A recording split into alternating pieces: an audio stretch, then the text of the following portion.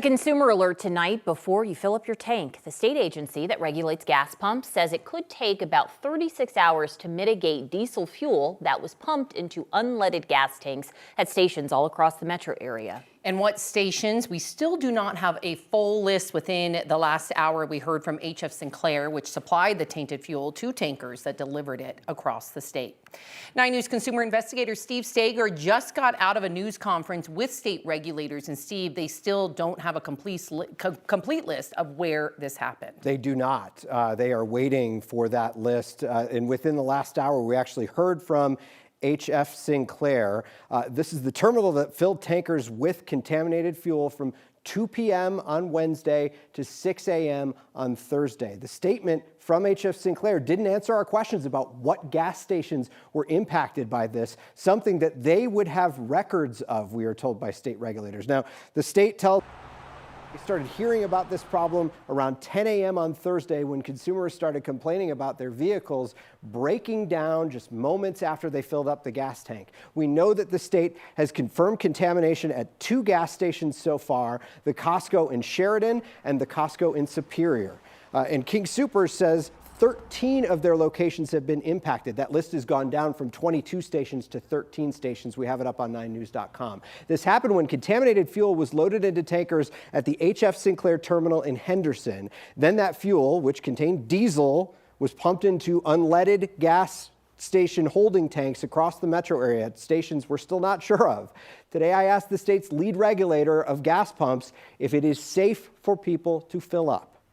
If I were filling up with regular unleaded today, I would look for facilities that could tell me where they got that fuel in the last few days. So what he means is you can walk inside the store and you can ask for the bill of lading, which will tell you where the fuel came from.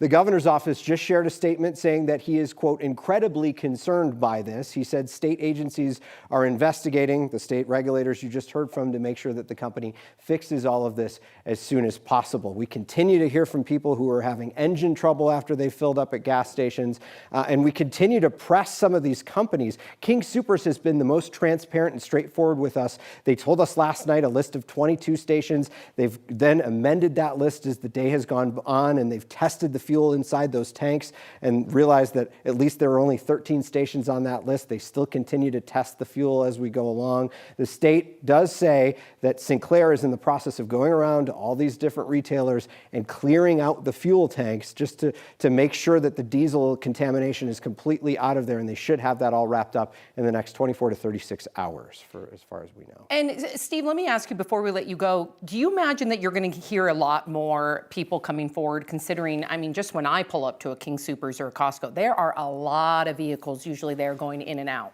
We've heard from a lot of people already. A lot of the people we've talked to say if something's wrong, you're going to know about it right away. You're going to pull away from the gas station, your car will sputter a little bit, then it might turn off, you won't be able to get it started again. That means kind of immediate problems. I did talk to Zach Hope from the state, who's an expert in this, and he says, really and truthfully, if you filled up during those times and you've been driving around a lot of miles and your car hasn't been acting up, you're likely in the clear. But if you filled up at any point in the next couple of days, it's a good idea to contact the gas station where you filled up and make sure that you got gas that was safe and correct. All right, Steve, thank you. We're hearing from a lot of viewers who suddenly found themselves stuck in a car with the contaminated gas, like Steve was just talking about. Now, some mechanics around town say they're getting busy because of this fiasco. 9 News reporter Jeremy Hohola joins us with more on the time and money it will take to make repairs. Well, let me start off with some good news here. The good news here is if your car gets infected with this bad gasoline, it usually does not mean a complete engine replacement. The bad news means the upfront cost to you could exceed $1,300. At the Auto Station Car Repair Shop in Denver, fairly a simple cleanup. Alfredo Rico is busy with cars coming in with contaminated gasoline. So far, 5 have come in over the last 24 hours. And we're pulling out all of that bad fuel from the entire system, and we're putting in some fresh new fuel that is going to ignite and run properly. Meanwhile, miles away in Commerce City, Jeremy Sparling is getting his contaminated car towed at work after it failed to start yesterday. Nothing at first, and then it gave like a real, like it was choking, like a snowblower choking itself out. Here's what that bad gasoline did to his car after he fueled up at a King Soopers in Castle Pines. You're gonna make it about a block or 2 or 3 away before you start noticing your vehicle's lacking power.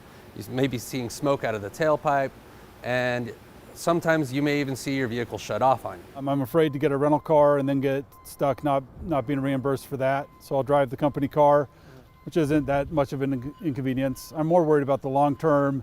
Is there something undiagnosed after they fix this that causes problems down the road? Alfredo Rico tells us the cost to flush out a car with contaminated gas will be at least $1,300. And each car can take a full day to clear out. But thankfully, most cases will not mean a full engine replacement. You're gonna be seeing a lot of contamination inside of your cylinders, inside of your injectors, and what we suggest with that is a full fuel system clean out. You're not necessarily gonna have to replace many parts beyond your spark plugs. Jeremy Sparling is among the 200 people so far who have filed complaints with the state, hoping the paper trail will get him compensated and on the road again. Things happen, somebody made a mistake with the fuel. I understand that. As long as it's fixed and there's no long-term problems with my car, which is only 2 years old, then it won't be that big of a deal. And so be safe out there. The mechanics we spoke to about this say if your car's impacted and you feel it's going to putter out, don't try to drive it to a car repair shop. Pull over, call a tow truck, and then deal with it. And of course, save your paperwork, save your receipts. You know, there's going to be a lot of questions in the wake of all of this still. Back to you. A lot of good information because there's so many people that will be impacted by this. Jeremy, thank you for that.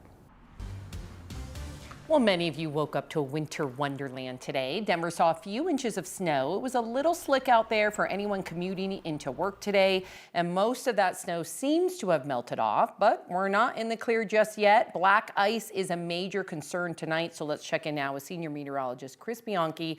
Chris, it's going to be slick out there. It is going to be slick out there for tonight, and in the mountains, it's slick right now. Still a little leftover snow.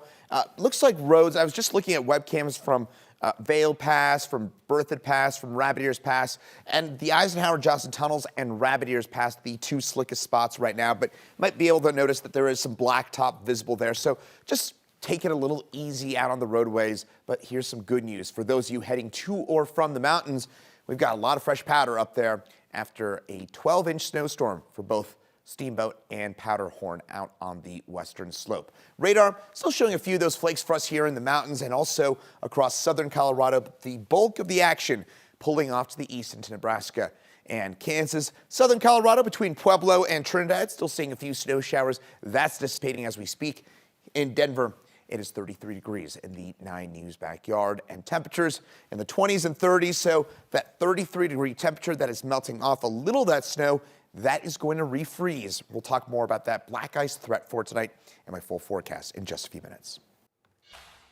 Democratic lawmakers are demanding answers from the Trump administration after federal agents shot 3 people during immigration raids this week. State and local leaders are calling for independent investigations as protests grow nationwide. And now there's some new perspective of that shooting that appears to be taken by the ICE officer who shot Renee Good in Minneapolis.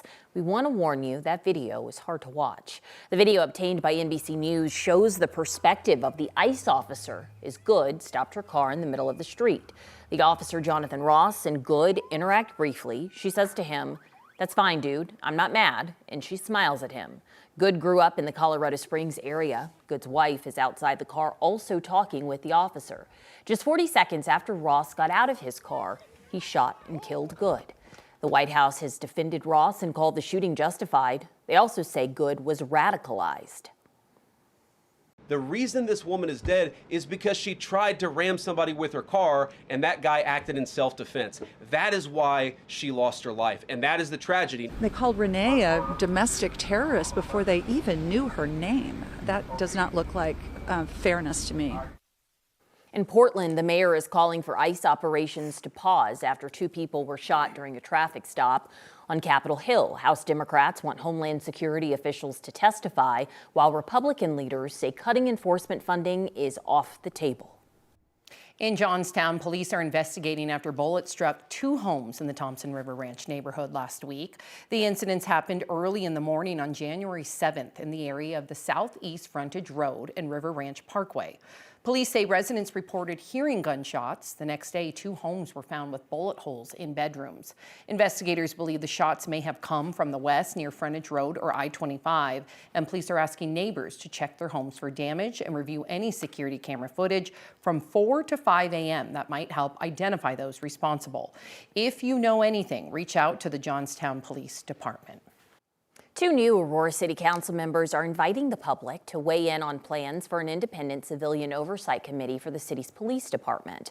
Both council members were elected last November. They'll hold listening sessions at the Aurora Center for Active Adults on January 13th and also on the 29th. The first session will explore what civilian oversight means and past efforts in Aurora. The second will focus on what a future oversight committee could look like. Calls for independent oversight have grown since the police shootings of Kylan Lewis and Elijah McClain. Aurora is still under a consent decree aimed at reforming police practices.